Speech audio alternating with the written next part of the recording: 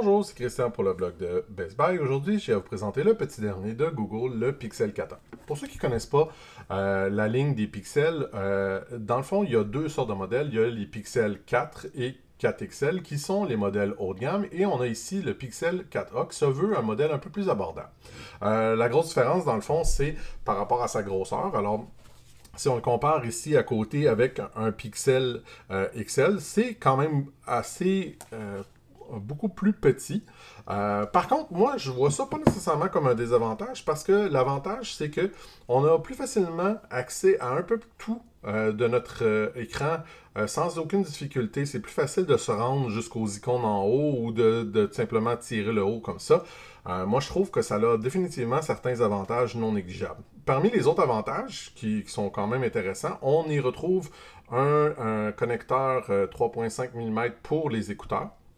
Il y a par contre une seule caméra dessus, mais c'est la même caméra principale que sur le Pixel 4, qui est quand même une excellente caméra. Je dirais même probablement une des meilleures caméras qu'on peut avoir, avec un capteur de 12.2 mégapixels. Une ouverture de f1.7. Ça donne vraiment des photos absolument incroyables. Puis pour avoir essayé beaucoup de téléphones, c'est vraiment dur à battre, là, définitivement. Alors, on se trouve avec, dans le fond, un tout petit téléphone, une bonne caméra, même si on n'a pas deux. C'est quoi les désavantages? Ben, je n'appellerais pas ça un désavantage, mais on a un processeur quand même un peu moins puissant.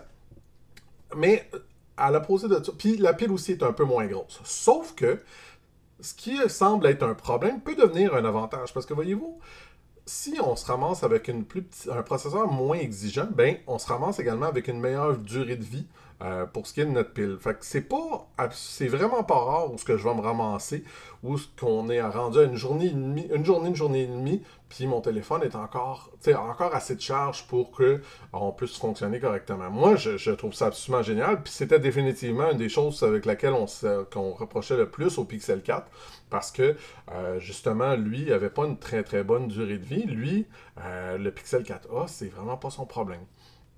Puis bon, oui, le processeur est un petit peu moins rapide. Est-ce que ça paraît vraiment quand on se promène, quand on navigue ou quoi que ce soit? Non, honnêtement, on s'en rend vraiment pas compte. Je dirais que pour ceux qui sont habitués au téléphone un peu plus haut de gamme, ben lui, il est limité à 60 Hz pour l'écran. Alors, on n'a pas du 90 ou du 120 Hz. Sincèrement, je veux dire, à moins d'être vraiment super habitué, c'est quelque chose que les gens qui d'habitude se destinent à acheter ce téléphone-là ne remarqueront pas et ça ne la dérangera vraiment pas. Donc, en résumé, moi je pense que si vous voulez un téléphone moyenne gamme qui vous brisera pas le portefeuille, qui vous ruinera pas, c'est un téléphone qui est définitivement à conseiller. Puis d'ailleurs, je vous conseille aussi d'y aller avec le magnifique cover de Apple qui est superbe et vraiment très très agréable à garder en main. Alors, si vous voulez un peu plus de détails, je vous invite à vous rendre sur le blog de Best Buy où vous trouverez mon article dans les commentaires de cette vidéo. Merci.